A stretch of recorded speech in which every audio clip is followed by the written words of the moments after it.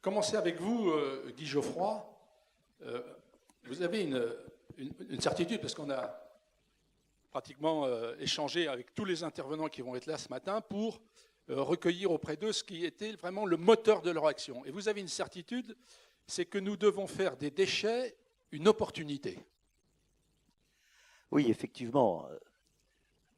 Le déchet, c'est d'abord, dans le mot lui-même, quelque chose qu'on n'est pas, qu'on n'aime pas, qui est sale, qui appartient aux autres et dont il faut se débarrasser.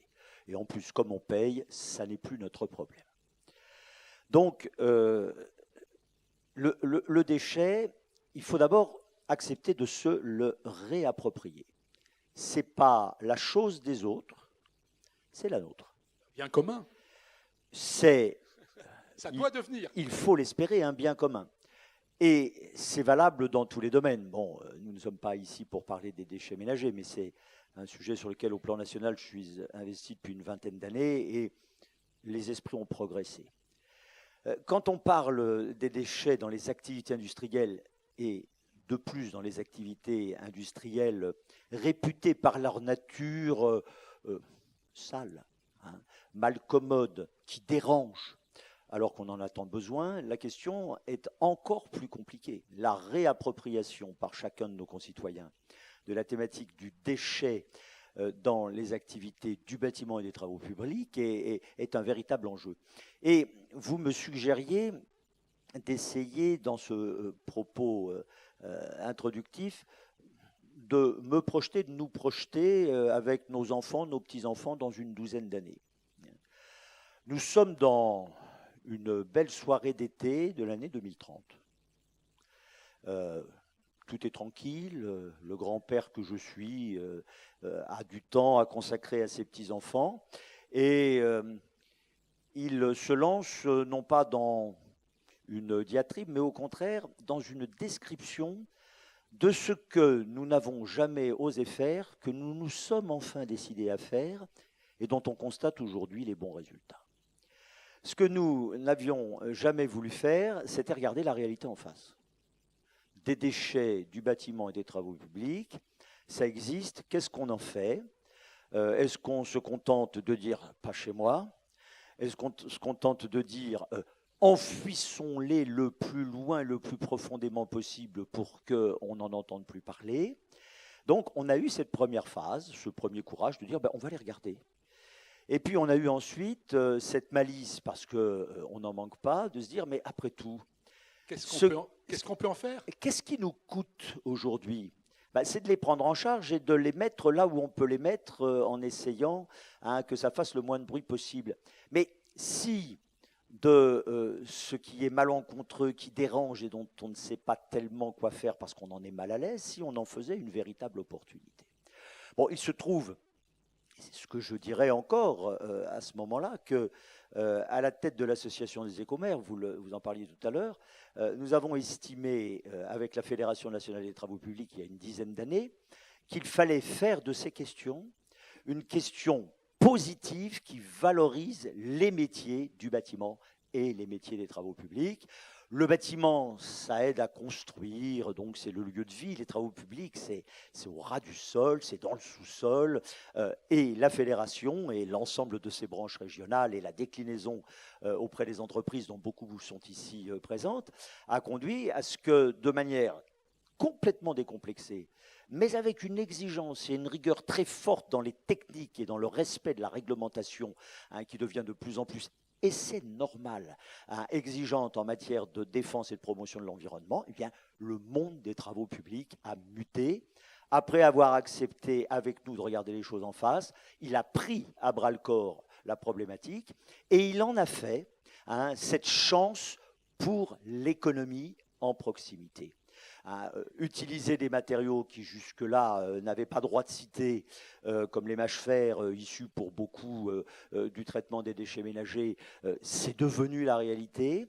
Recycler, comme le disait tout à l'heure Yves Jauneau, ce qui est recyclable immédiatement là où c'est produit sur place pour que nous consommions moins de matières premières et donc moins d'énergie pour produire ou transformer la matière première. Et moins de transport. Et donc moins de transport, des circuits courts, et donc un bilan carbone qui s'améliore d'année en année. C'est tout cela qui a été tenté et qui a été réussi. Nous le dirons en 2030 sans aucun doute. Nous pouvons commencer à le dire parce que la connaissance, le courage et la détermination sont là. Les freins existent, mais les freins, ce sont des freins nécessaires, c'est-à-dire ne pas faire n'importe quoi, ne pas donner du grain à moudre aux sceptiques, aux systématiques et aux caricaturistes. Faire en sorte... Ce que je vous propose, c'est pour visualiser le défi auquel nous sommes confrontés, je me suis amusé à transformer dans une image qui est très visuelle ce que représente un an de déchets, alors tout déchet en Île-de-France, un an, et ce que seront les déchets du Grand Paris. On va le voir parce que ces deux images que Ariane, qui est en coulisses, va nous envoyer, j'ai transformé ça en tour Montparnasse, parce que ça permet de visualiser ce que ça représente. Un an de déchets, c'est 50 tours Montparnasse. Et pour le Grand Paris qui va s'échelonner sur 10 ans environ, c'est 45 millions de tonnes, c'est 55 tours Montparnasse. Là, on se rend compte de l'importance de ce qui est aujourd'hui considéré comme des déchets et qu'il va falloir, justement, comme vous l'avez dit, revaloriser. Vous dites aussi qu'il faut dédiaboliser. Vous avez le micro encore. Il faut dédiaboliser la notion de déchet. Oui, parce que en fait, et votre exemple me permet d'exprimer le plus clairement possible ce que vous venez de dire, c'est que arrêtons de parler du déchet en tant que fin de vie d'un matériau. Nous avons commencé à réaliser, et je crois que la démonstration commence à entrer dans l'esprit de nos concitoyens, que les matériaux, quels qu'ils soient, ont une vie et doivent avoir une vie beaucoup plus longue que celle qu'on leur a donnée. À partir du moment où on parle d'une matière première qui reprend vie, éventuellement, après avoir été, le terme bien sûr, je lui mets des guillemets, réoxygéné, après qu'on lui ait redonné une capacité à remplir sa mission, on s'éloigne complètement de ce qu'il est ensuite très simple de diaboliser, parce que justement, énormément de fantasmes sont derrière ces tonnes de gravats, de déchets. Gravats, déchets, c'est des termes qui sont par leur nature même connotés. Alors que ces gravats, ces déchets, ce sont des matériaux qui ont leur noblesse puisqu'ils ont été utilisés pour des espaces publics et la plupart du temps dans des conditions extrêmement positives et appréciées, et qui, du fait qu'ils doivent céder la place à d'autres matériaux ou tout simplement être reconfigurés, perdraient de leur nature même, qui est celle d'apporter du bien-être dans les espaces publics au service de nos concitoyens. Donc la révolution, elle est dans la prise de conscience. La révolution, elle est également dans le vocabulaire et dans la transmission du message en direction des générations futures. Il ne faut pas avoir peur des déchets. Il ne faut pas non plus accepter à n'importe quel prix d'en être le destinataire qui s'en débrouillera bien parce qu'il a de l'espace pour les prendre en charge. Il faut faire ce qui est déjà engagé et qui va aujourd'hui être précisé dans des conditions techniques, scientifiques, réglementaires qui sont toujours nécessaires. Les contraintes qui sont fixées notamment par les dispositions des grandes lois comme celle de la transition écologique et énergétique, ne sont pas des contraintes, ce sont les limites obligé de l'exercice nécessaire de la réutilisation maximale de tous les matériaux dont la durée de vie doit largement dépasser celle qu'on lui a donnée jusqu'à maintenant. Ce n'est pas plus compliqué que ça. Dernier point avant de poursuivre avec Jean-Maurice Lemaitre, c'est la notion aussi d'acceptabilité par les citoyens d'un certain nombre d'installations qui sont nécessaires à cette seconde vie. Oui, l'acceptabilité passe par l'explication. Vous savez, tant qu'il n'y aura pas d'informations sur le cycle de transformation des déchets, leur prise en charge, leur innocuité, le fait même de parler de déchets inertes, c'est pour s'excuser vis-à-vis des gens qui considèrent qu'il n'y a rien d'inerte et que derrière les buts dont parlait Yves tout à l'heure, il y a obligatoirement des choses qu'on cache, avec des choses malodorantes dans tous les sens du terme, y compris dans dans le terme moral et politique. Bon, il faut informer. Il faut dire que derrière, il y a ce qu'on évoquait tout à l'heure, des circuits courts, de la réutilisation, moins d'énergie consommée, un bilan carbone amélioré, que derrière, il y a de l'emploi. Que dans un pays qui a pensé qu'il pourrait garder sa place dans le monde, en particulier au plan économique, en évacuant totalement ce qui est industrie, c'est-à-dire sale, médiocre, peu qualitatif, à la réintroduction par l'intelligence du recyclage de l'industrie dans notre pays et dans notre département en proximité, ça c'est un vrai enjeu, ça c'est un bel enjeu, hein, et il faut faire effectivement des déchets dont on ne voudrait plus et qu'on ne voudrait pas assumer une véritable force pour l'avenir, par le recyclage, par la réutilisation et par la démonstration que l'on aura faite, hein, que nous savons respecter les matières premières, que nous savons les réutiliser et que nous savons leur donner une autre vie avant que d'autres, à leur tour, grâce à de nouvelles technologies que nous n'abordons pas encore, puissent leur donner également une vie supplémentaire. Merci Guy Geoffroy pour ce plaidoyer plein de volontarisme. Jean-Maurice Lemaître, je vous donne un micro, et dès que vous allez parler, il va marcher. Ça marche. Ah, Et également, vous êtes maître de votre présentation. Le maître du temps. Alors, le maître du temps, c'est moi. D'accord. Le maître du temps de Mediaforum. J'appuie là ? Non ? Encore ? Voilà.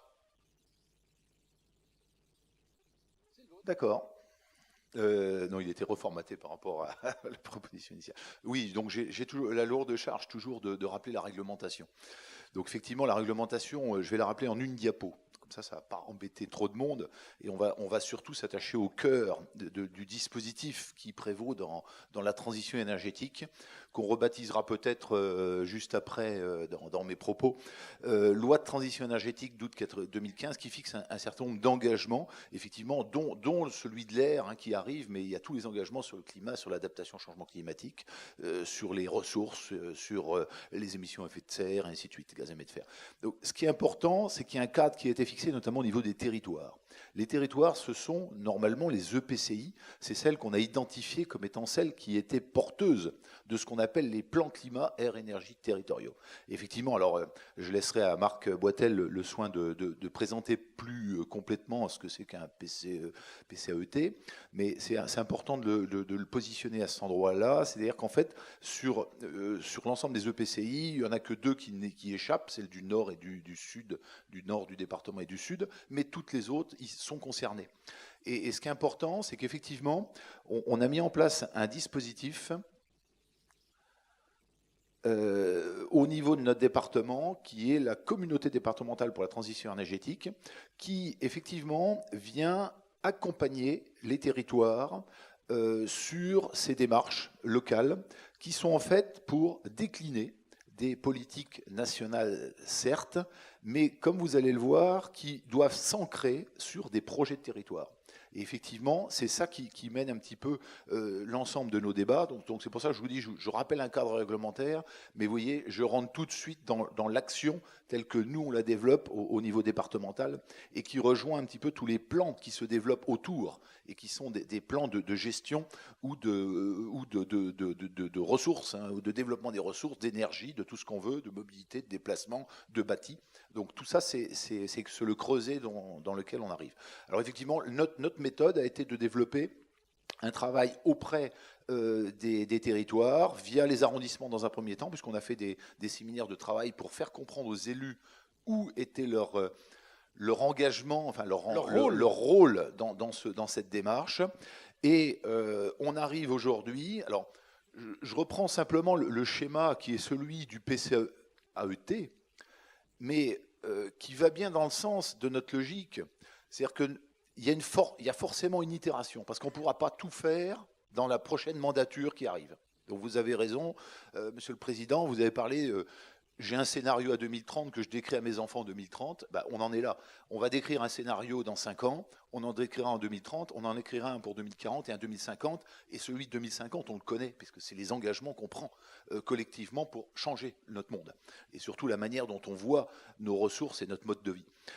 Donc il y a cette nécessaire itération, état des lieux, diagnostic, qui surtout arrive à une mise en œuvre et à un dispositif de suivi. C'est une boucle. C'est une boucle. Et dans ce dispositif de suivi, je crois qu'on évoluera vers un dispositif où aujourd'hui on a une culture d'objectifs, mais je pense qu'on ira vers une culture du résultat.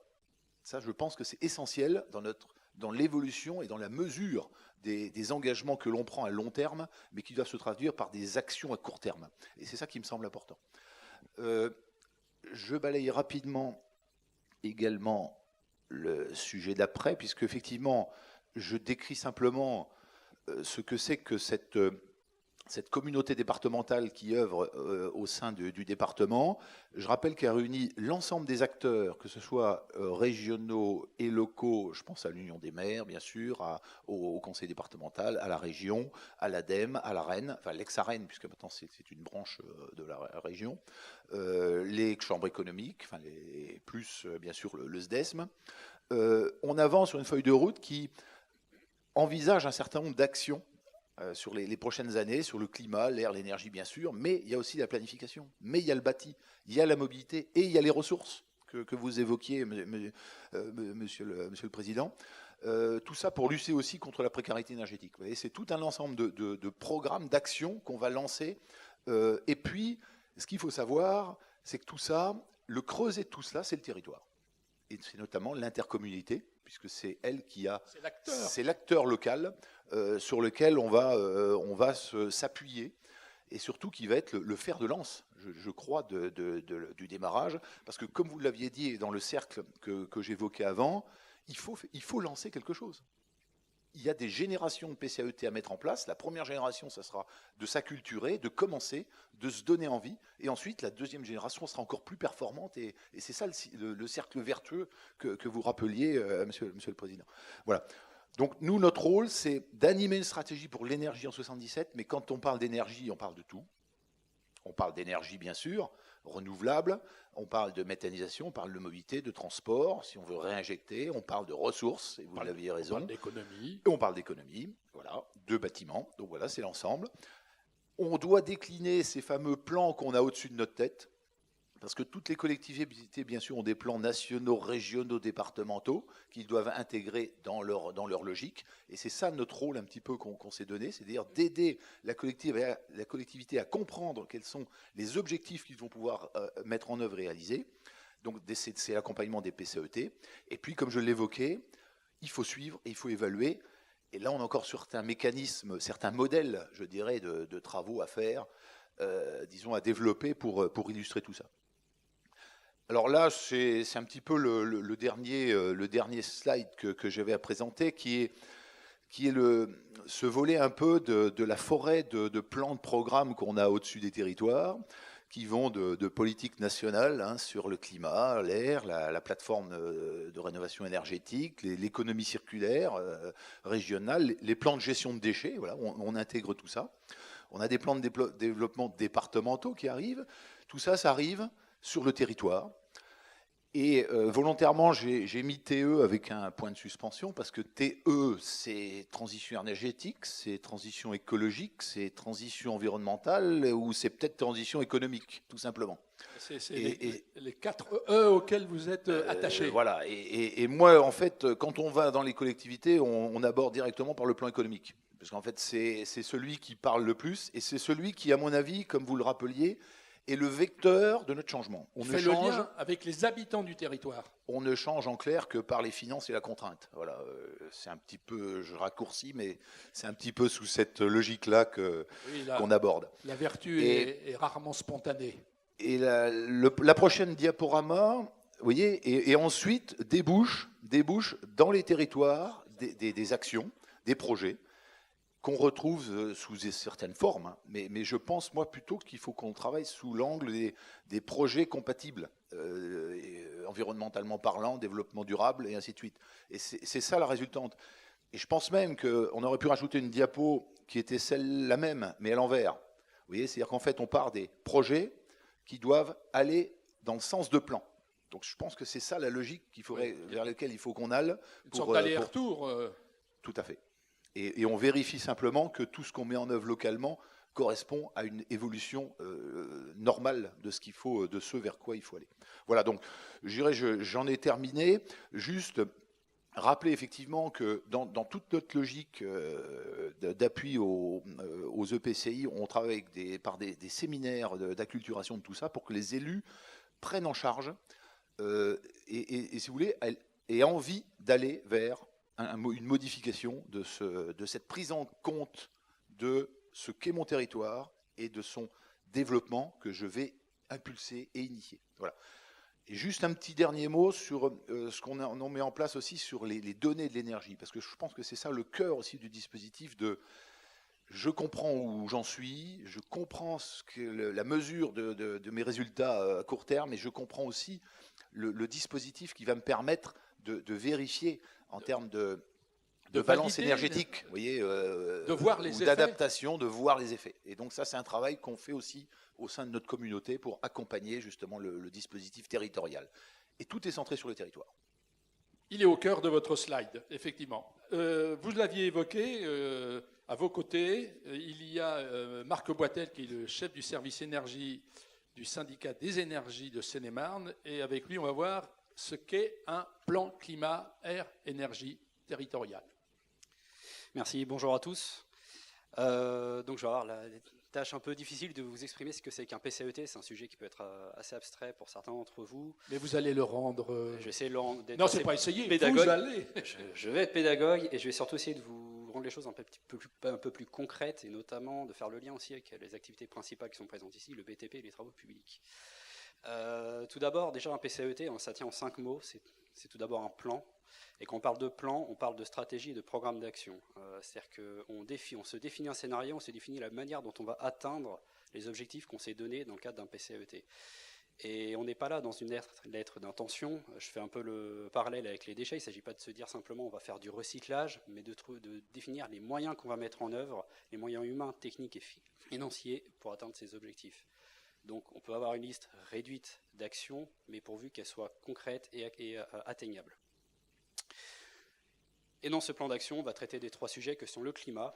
Dans un premier temps, réduire les émissions de gaz à effet de serre. Donc je ne reviens pas sur le sujet, tout le monde le connaît, mais surtout aussi d'adapter le territoire seine-et-marnais et les territoires qui lui appartiennent au changement climatique. Aujourd'hui, on observe des inondations, des canicules qui se multiplient, des hivers plus doux, plus d'humidité, plus de sécheresse. Donc tout ça, à un moment donné, il faut adapter son territoire en fonction de ça, adapter la façon dont on réalise ses travaux en fonction de ça, parce que ça a des impacts. On le verra tout à l'heure. La qualité de l'air, évidemment, ce qu'on respire, peut amener dans certains cas de figure certaines maladies, essayer de réduire les émissions de polluants atmosphériques. Alors ça concerne pour beaucoup effectivement le centre parisien et la petite couronne, mais on est tout aussi concerné en Seine-et-Marne, puisqu'il y a des émissions, il y a l'agriculture, le brûlage de déchets verts par exemple, on a des incinérateurs, on a des chaufferies biomasse, tout ça il faut prévoir des filtres. Donc ça s'inscrit dans cette démarche de qualité de l'air. Et surtout, le sujet de l'énergie qui va avoir un impact en fait sur l'ensemble des sujets, sur le climat et l'air notamment, avec l'idée de suivre le triptyque de sobriété énergétique, c'est-à-dire réduire ses besoins énergétiques, l'efficacité énergétique, sujet très important, c'est-à-dire fournir le même besoin à des habitants ou à des collectivités locales en consommant le moins d'énergie possible. Et le dernier triptyque, c'est de produire des énergies renouvelables. Donc tout ça, ça suit un ordre bien précis. Sobriété, efficacité, énergie renouvelable. Et enfin, l'élément indispensable dans le cadre d'un plan climat et énergie territoriale, c'est la composante territoriale.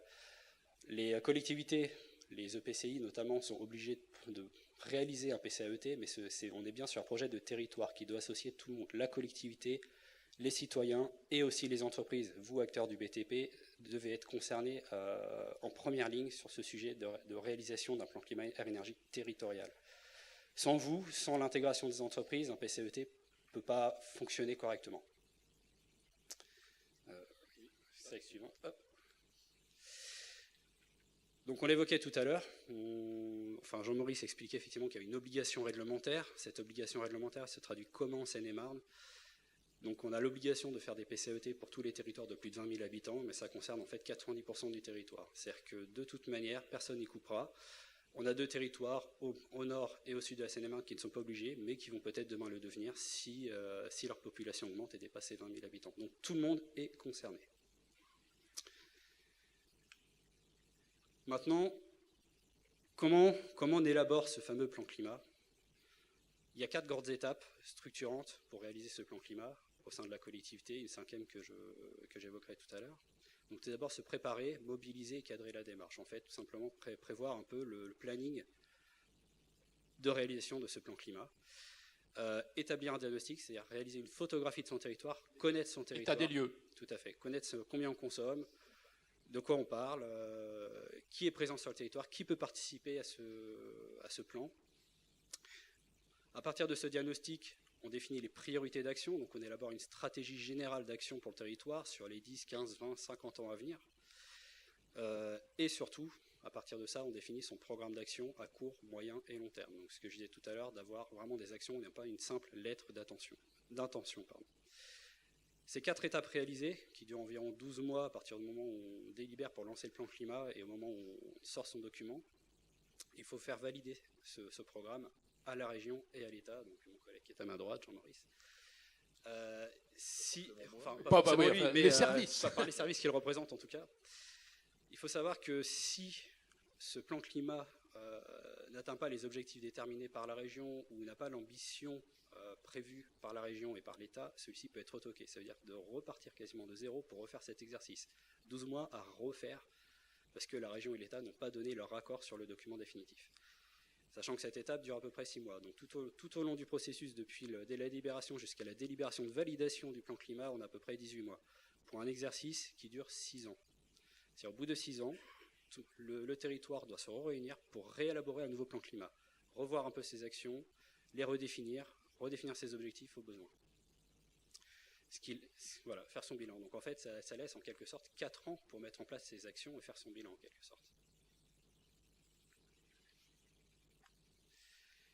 Maintenant, plus concrètement, j'ai donné un peu une introduction sur ce qu'est un plan climat. Il s'agit maintenant de voir un petit peu, dans un contexte seine-et-marnais, qu'est-ce qu'impliquent toutes ces étapes d'adaptation au changement climatique, de l'énergie, notamment des énergies renouvelables, des gaz à effet de serre, et notamment le lien avec vos métiers, sur le travaux publics notamment. Donc tout d'abord, le changement climatique, il se traduit effectivement par des augmentations de température moyenne sur la planète, mais surtout localement, comment ça peut se traduire en fonction aussi de l'aménagement urbain. Allez sur Paris en plein mois d'août, un jour il fait 34 degrés, revenez en Seine-et-Marne, sortez du RER, vous allez sentir tout de suite la différence de température. Pourquoi? Parce qu'il y a des effets d'îlot de chaleur. Plus on bétonne, plus on met du béton au sol, plus on augmente la sensation de chaleur et moins les températures nocturnes se réduisent. Plus on verdit, voilà. moins on a chaud. Voilà, effectivement. Donc en fait, l'idée de verdière, de réaliser des cours d'eau à proximité des centres-villes ou autres, permet de rafraîchir l'environnement local. C'est-à-dire que le graphique que vous pouvez voir donne quand même des états de température entre un milieu purement rural et un milieu urbain qui peut dépasser les 7 degrés. Vous voyez une telle différence. Et ça peut être mesuré localement. Vous prenez une sonde de température et vous observez ça. Mais quel effet ça peut avoir sur vos métiers au quotidien finalement? Un ouvrier qui travaille sur du béton déjà chaud, quand il fait 40 degrés dehors, c'est pas 40 degrés qu'il va ressentir, c'est 60-70 degrés par moment. C'est énorme. Ça implique quoi derrière? De prévoir, alors l'eau, effectivement, c'est indispensable, mais derrière peut-être aussi des décalages de travaux selon les conditions météorologiques, des horaires de travail différenciés, et effectivement, c'est pas des choses simples, parce que quand on est une collectivité locale, on préfère effectivement des travaux pendant les périodes de congé. Quand il y a moins de monde, ça dérange moins de monde, mais c'est pas forcément la meilleure période. C'est l'été, il fait chaud. Voilà, en hiver, il pleut beaucoup plus qu'avant.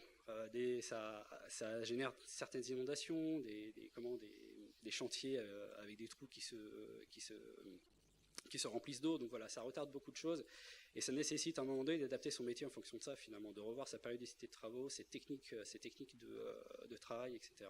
Et aussi pour les collectivités, de voir aussi la manière dont elle va élaborer son cahier des charges pour réaliser ses travaux. Et puis à droite, il y a une carte. Voilà. À droite, pour ceux qui sont dans la salle.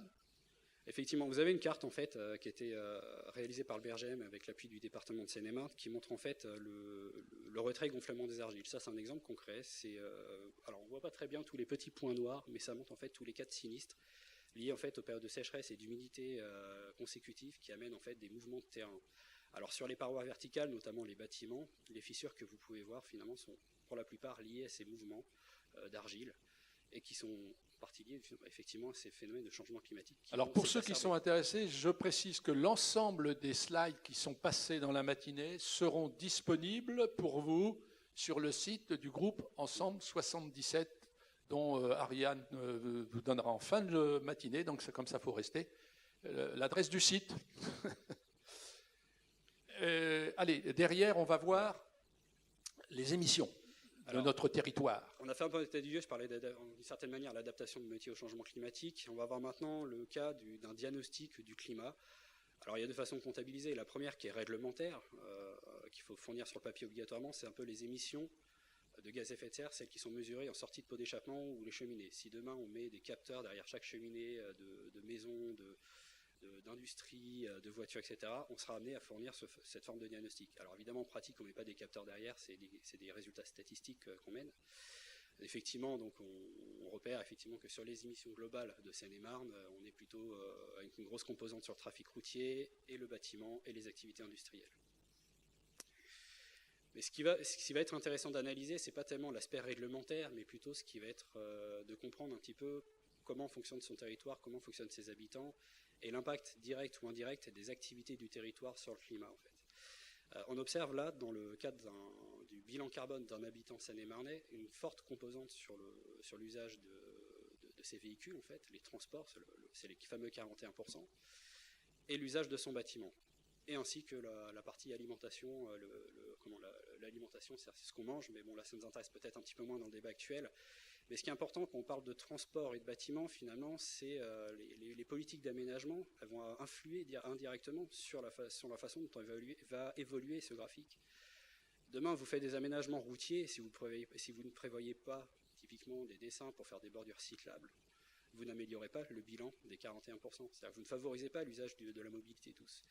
Et indirectement, sur le bâtiment, plus vous choisirez des matériaux efficaces énergétiquement, plus vous réduirez la part du bâtiment dans le bilan carbone de l'habitant de Seine-et-Marne.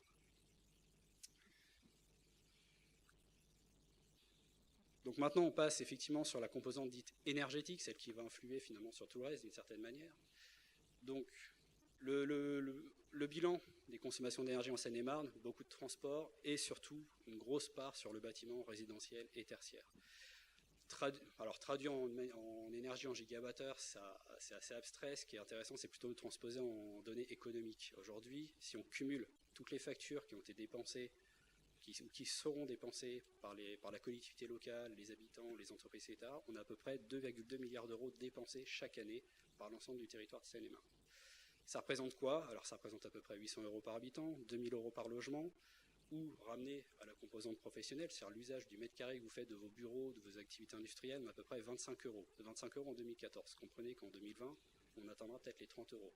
Donc prévoir ce budget-là sur le budget de fonctionnement, c'est quand même assez important. Multiplier ça par le nombre de mètres carrés que vous occupez, vous avez de budget annuel de consommation d'énergie, à peu près. De l'intérêt de faire des économies d'énergie.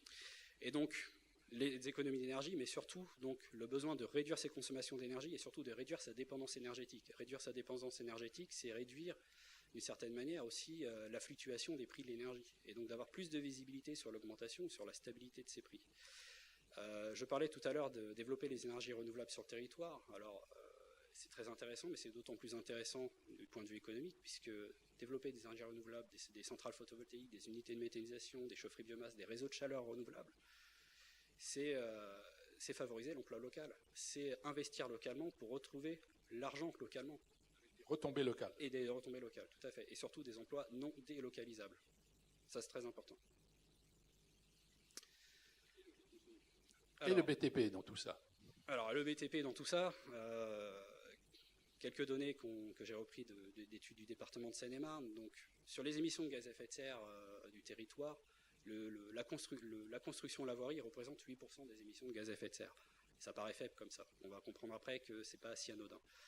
Le résidentiel et tertiaire, dans l'usage de ces bâtiments, c'est 21% des émissions.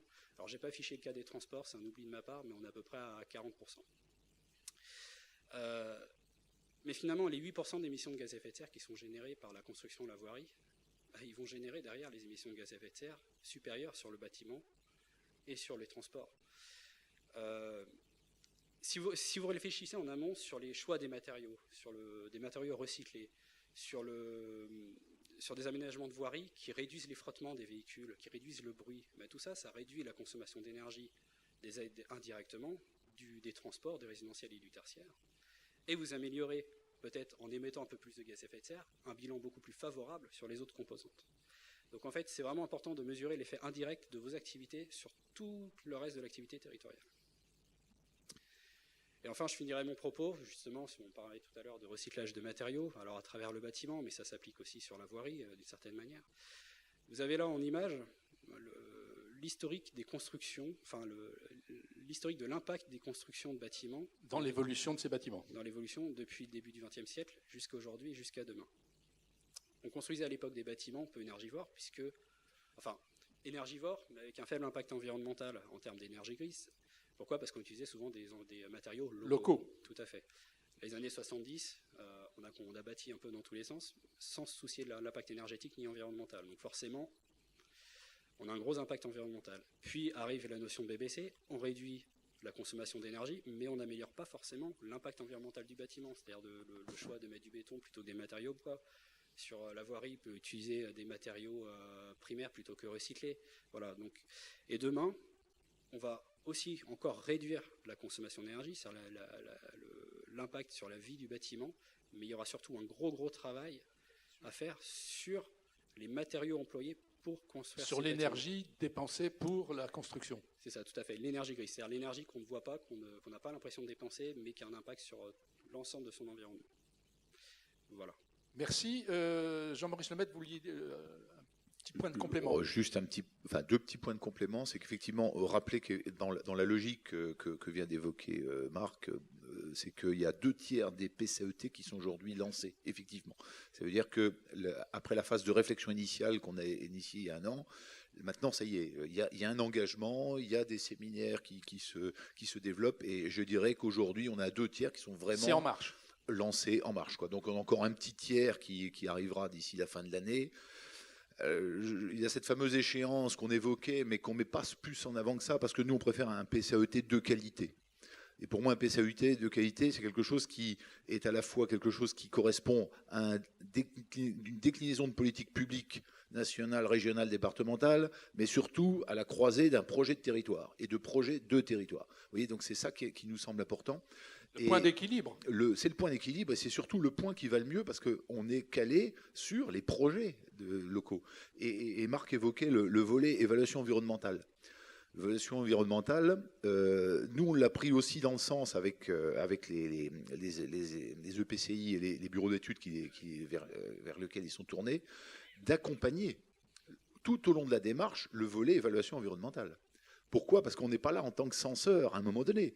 Pour moi, un PCAET, un bon PCAET, c'est quelque chose qui est approprié localement et qui va avoir des vertus qu'on va justement mesurer dans un sens. Donc en fait, le rôle de censeur, on l'a intégré, et pour prendre l'exemple, on a une réunion fin de ce mois-ci avec le ZESM et ses prestataires pour justement cadrer ce que c'est que cette évaluation environnementale et ce qu'on attend de ces PCAET pour ne pas être un censeur à la fin de la démarche. Le deuxième point. Ah, c'était le deuxième. C'est parfait. Vous passez, s'il vous plaît, la télécommande. Et puis, voilà. Vous prenez l'autre. Oui. Ben. Anne-Sophie de Kerangal, c'est à vous. Bonjour, donc je suis responsable du service économie circulaire et déchets à la région Île-de-France, et donc je vais vous présenter le plan régional de prévention et de gestion des déchets qui est en cours d'élaboration au niveau de la région. Donc, je ne sais pas si on peut mettre les... Voilà. Vous avez le retour devant vous. Ok. Donc, pour commencer, je vous propose de vous redonner un peu des éléments de cadrage sur l'élaboration de ce plan et sur ce qu'il recouvre. Voilà. Donc la planification régionale, c'est un élément qui existe en Île-de-France depuis 2006 et donc qui a amené à l'élaboration d'un certain nombre de plans successifs qui sont un plan sur les déchets ménagers et assimilés, le PREDMA, un plan sur les déchets dangereux, le PRED, un sur les déchets d'activité de soins, le PREDAS, et le dernier qui a été élaboré jusqu'en 2015, c'est le PREDEC, le plan régional sur les déchets de chantier. Donc l'ensemble de ces plans vise à donner à la fois des états des lieux, une prospective, des objectifs et des plans d'action pour le territoire francilien sur l'ensemble de ces questions de gestion de déchets et de prévention des déchets. On disait tout à l'heure 40 millions de tonnes de déchets en Île-de-France qui recouvrent l'ensemble des catégories de déchets. Donc, si je refais un petit panorama, déchets ménagers assimilés, presque 6 millions de tonnes de déchets à l'échelle de la région, à quel il faut ajouter les déchets d'activité économique qui ne sont pas pris en charge par le service public, où là, on est aussi à 6 millions de tonnes de déchets sur la région, des déchets dangereux, qui sont de l'ordre de 1 million de tonnes sur la région. Des déchets d'activité de soins où là on est à 35 000 tonnes et les déchets de chantier qui représentent le plus gros volume et qui sont entre 25 et 30 millions de tonnes selon l'activité régionale en fait dans ce domaine qui varie d'année en année, vous le savez, et qui dans les perspectives futures du Grand Paris vont fortement évoluer et augmenter. Donc avec la loi NOTRe, la région, alors il y a eu la réorganisation intercommunale, mais la région est chargée de faire un plan global qui intègre l'ensemble de ces problématiques dans un document unique et qui fait une prospective à l'horizon 2025 et 2031 sur l'ensemble de ces catégories de déchets qui sont répertoriées, donc que ce soit des déchets inertes, des déchets non dangereux ou des déchets dangereux, qu'ils soient produits, traités, exportés, importés, enfin voilà, l'ensemble du panorama de la région avec une logique de prospective, d'objectifs. Et la nouveauté, c'est qu'on y intègre un plan d'action économie circulaire. Donc voilà, rentrons dans cette logique de ressources. En gros, arrêtons par les déchets, parlons ressources, parlons matériaux. C'est vrai que ce statut de déchets est un élément, un frein à la valorisation. Et donc, voilà, même si cet élément-là ne dépend pas de la région, mais de la législation nationale, je dirais, l'objectif, c'est bien de pousser au maximum les possibilités qui sont données aux acteurs franciliens sur ce sujet de l'économie de la ressource et donc du réemploi et du recyclage sur les territoires. Et là, je rejoins complètement les propos du département en introduction de cette matinée. Sur les attendus réglementaires, en fait, sur la partie BTP de ce plan, je vais me focaliser sur ce sujet-là, sur donc les 25-30 millions de tonnes qui nous concernent aujourd'hui en Île-de-France. Il y a une réflexion spécifique qui est demandée sur le déploiement des points de reprise des déchets des artisans. Aujourd'hui, on voit qu'il y a un sujet sur la reprise, la collecte des déchets des artisans en Île-de-France, mais comme partout en France.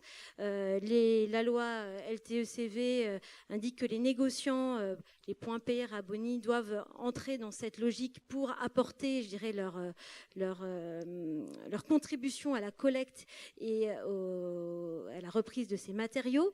Et donc, du coup, le plan doit travailler sur l'évolution de ce maillage. Alors quand je dis maillage, c'est des installations fixes, mobiles, mais aussi peut-être une offre, je dirais, avec des smart, avec des applications, avec un ensemble de dispositions. Donc actuellement, on travaille sur ce sujet-là au niveau régional, et d'ailleurs, il y aura des groupes de travail plus départementaux à organiser par la suite pour descendre au plus proche des territoires. La région aide aussi financièrement l'ensemble de ces installations pour favoriser leur développement. Deuxième aspect, c'est la déclinaison de l'objectif national de 70% de valorisation des déchets de chantier.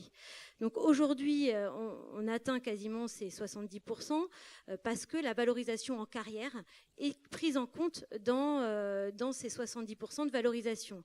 Mais l'objectif plus fondamental, je dirais qu'on doit poursuivre collectivement, c'est bien sur des objectifs de réemploi et de recyclage à proprement parler. Et ça, c'est le sujet de cette matinée.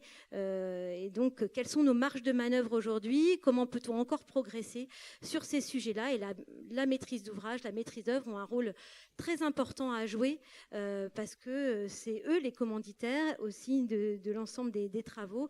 Ils doivent donner un certain nombre de perspectives aux entreprises pour qu'elles puissent développer les matériaux et ad hoc sur les chantiers. Donc une identification des ressources minérales secondaires mobilisables. Alors là, si je prends la partie déchets inertes et ressources minérales secondaires, on va être sur les questions des terres. On va être sur les questions des bétons. Et puis, on peut ajouter la question des mâches-fer, qui va aussi être traitée ce matin. Il y a 750 000 tonnes de mâches-fer produits annuellement en Île-de-France, qui aujourd'hui ont des difficultés à être valorisées. Elles sont produites par les 18 incinérateurs qui sont sur le territoire francilien.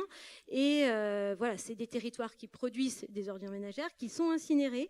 Il en ressort des mâches-fer, donc il faut que ces territoires s'emploient aussi à utiliser ce qui a été produit. Et c'est un matériau complètement ad hoc. Il y aura des exemples de démarches, je dirais, constructives et productives sur ces sujets plus tard. Anne-Sophie, j'ai un souci. C'est ça. Il y a beaucoup de choses. Allez, vous y allez. Sur la collecte de l'amiante, les grands travaux, on en a parlé, le parc des installations, on a tout ce qui est plateforme de gestion des terres, des inertes qui doivent être davantage développées sur le territoire, et puis la planification des installations de stockage. J'y reviens pas, on en a déjà évoqué ce sujet. Voilà, je passe sur quelques chiffres clés. Donc la production de déchets inertes, je me suis centrée sur les déchets inertes. Bien évidemment, il y a tous les déchets du bâtiment qui sont à côté lorsqu'on fait des déconstructions, lorsqu'on fait des réaménagements, mais je me suis concentrée sur ce sujet-là pour ce matin. 21,8 millions de tonnes en Île-de-France de déchets inertes produits en 2015, sans compter l'ensemble de la partie qui a été réemployée dans des projets d'aménagement, puisque c'est des éléments qu'on n'a pas en comptabilité, je veux dire, c'est des éléments qu'on ne peut pas comptabiliser dans les statistiques régionales, avec une part de recyclage qui est de 24% aujourd'hui, qui comprend majoritairement ce qui est lié au béton, et puis une toute petite partie qui est plutôt pas en augmentation, c'est les terres chaulées. Et donc voilà, et puis d'autres catégories sur lesquelles on reviendra, mais voilà, il y a un réel effort à faire sur l'augmentation de cette part recyclée. Alors, je voulais juste faire un petit focus sur le Grand Paris pour juste rappeler qu'effectivement, on a cet enjeu énorme du Grand Paris Express qui va produire des terres, donc 45 millions de tonnes, avec 50% issus des gares et 50% des tunneliers. Je le précise parce que ce n'est pas le même type de matériaux et la possibilité de le recycler, d'en avoir une utilisation, je dirais, en termes d'économie circulaire, n'est pas la même. Et à côté de ça, il y a tous les chantiers de gare, tous les bâtiments et toutes les excavations ou tous les démolitions, réaménagements, réhabilitations qui vont être organisés autour de ces quartiers de gare qui ne sont pas compris dans ces 45 millions. Donc il faut aussi prendre en compte. Alors bien sûr, c'est passer à l'économie circulaire. Là, je vous apprends rien. C'est bien sûr utiliser les matériaux, considérer la ville, l'ensemble des matériaux qui sont produits par les chantiers comme une mine de matériaux, donc comme des ressources, et donc favoriser l'ensemble des boucles possibles. Et c'est déjà très engagé sur le territoire sénémarnais. On a besoin d'aller plus loin parce qu'il y a des gros enjeux sur le bâtiment et les travaux publics demain, qu'on veut réduire le stockage à terme et qu'il faut effectivement arriver à une économie globale du système qui le permette. Et ça demande de rechercher des solutions, de l'innovation et que l'ensemble des acteurs s'impliquent sur ce sujet. Alors, je ne vous la prends pas non plus, mais la région est largement dépendante aussi en fourniture, en approvisionnement en granulats, puisque en fait 45% des granulats qui servent au bâtiment et à la construction sont aujourd'hui proviennent d'autres régions et ne sont pas issus de carrières franciliennes ou de granulats ou de matériaux recyclés, réemployés. Donc il y a un fort enjeu de réduction de notre dépendance aussi. Voilà. Donc, qui préserve la ressource. L'objectif, c'est de préserver la ressource et d'avoir une économie plus vertueuse sur ce sujet-là. Et d'ailleurs, la feuille de route nationale qui est sortie en avril sur l'économie circulaire relance un certain nombre d'actions sur ce sujet pour répondre à ces enjeux. Donc sur l'aspect terre, en fait, on voit qu'aujourd'hui, on a un certain nombre d'utilisations qui sont faites, mais sur lesquelles il va falloir aller plus loin et puis développer d'autres potentiels. Donc je ne vais pas vous décrire ce système que vous connaissez, mais on a une utilisation qui est assez classique, qui va aller sur l'utilisation de terre pour faire du remblayage, un certain nombre d'utilisations en termes de granulats, et puis des utilisations qui sont peut-être plus plus innovantes, en tout cas qui n'ont pas encore trouvé complètement leur place dans le panorama, donc comme l'utilisation des terres cholées, des logiques d'évolution de filière avec la production de terres dites végétales, enfin en tout cas fertilisées à partir de terres inertes, et puis des constructions en briques de terre crue qui commencent à se développer à titre expérimentable sur le territoire. Autant de pistes qu'il faut absolument optimiser. Donc la question qui vous est posée aujourd'hui et dans laquelle on essaye de répondre avec votre contribution, et cette matinée est particulièrement importante par rapport à ça, c'est quels sont les potentiels qu'on peut encore pousser plus loin par rapport à ce qui est inscrit aujourd'hui dans les cahiers des charges, ce qu'on pourra inscrire demain.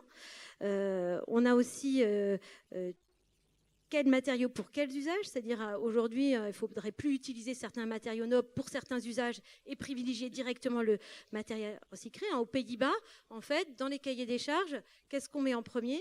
C'est le matériau recyclé. On doit justifier qu'on utilise un matériau naturel. On doit justifier le non-emploi du matériau recyclé. Voilà, et donc du coup, la logique est inversée de ce point de vue-là. On inverse totalement, là. Voilà, et donc du coup, on a vraiment à gagner aussi sur ces aspects. Et je rappelle le système granulat aussi, sur lequel on a aussi des marges de manœuvre, et puis une réponse à apporter sur les priorités d'utilisation de ces matériaux, bien sûr avec un accompagnement qui est fait dans le cadre d'Ensemble 77. J'espère bien sûr qu'il y aura un ensemble d'Île-de-France, en tout cas que sur tous les départements d'Île-de-France, cette dynamique et cette synergie entre les acteurs sera déployée. En tout cas, c'est quelque chose qui est réellement souhaitable. Je vais juste finir, si vous me laissez encore 2 minutes, sur les différents axes d'intervention et d'action qui sont aujourd'hui inscrits dans le plan d'action économie circulaire. J'en ai mis quelques-uns, et donc à chaque axe sera développé des actions concrètes. Donc la mobilisation de la maîtrise d'œuvre et de la maîtrise d'ouvrage, qui est essentielle, en lien avec les entreprises, bien sûr, pour arriver à aller sur une commande publique qui anticipe cette économie circulaire, qui permet la traçabilité et le contrôle, parce qu'il faut aller jusqu'au bout de la démarche. Il y a toutes les questions dans le bâtiment de dépose sélectif qui sont extrêmement importantes aussi pour avoir des bétons de qualité, du coup du granulat de qualité in fine. Et puis, voilà, donc pour la maîtrise d'œuvre, la maîtrise d'ouvrage, l'innovation, des nouveaux matériaux, apporter toutes les certifications, toutes les garanties. Le CEREMA y travaille, le SRBTP aussi, enfin tous les organismes qui innovent et qui apportent des garanties à la maîtrise d'œuvre, à la maîtrise d'ouvrage et aux entreprises sur ces nouveaux matériaux ou ces matériaux existants. Les territoires, je reviens à votre sujet, d'ailleurs sur les PCEAT, mon souhait c'est qu'il y ait un volet ressources matières et pas que ressources énergie, même si on voit bien que dans l'énergie de glisse tous ces enjeux se rejoignent, mais c'est vrai qu'un vrai bilan matière de métabolisme des territoires dans ces PCEAT, il faudrait l'impulser et le développer. Et donc sur cette question des territoires, je reviens sur l'acceptabilité et le foncier. Il faut promouvoir cette économie circulaire, mais il faut aussi l'accepter sur son territoire. C'est-à-dire qu'aujourd'hui, on ne peut pas dire on va faire l'économie circulaire si on n'a aucune plateforme de recyclage, si on n'a aucune facilité d'intervention. Je sais que c'est un sujet difficile pour les élus locaux, mais il y a aujourd'hui des plateformes exemplaires qui permettent de se dire qu'on peut intégrer sur les territoires ces plateformes et ces équipements. Mise en réseau des acteurs et des chantiers, c'est essentiel. Avoir les matériaux disponibles au moment où le chantier en a besoin et dans la qualité, la prescription qui est nécessaire, il faut arriver sur les territoires à ce qu'il y ait des dynamiques d'animation qui permettent cette mise en relation des chantiers et leur organisation.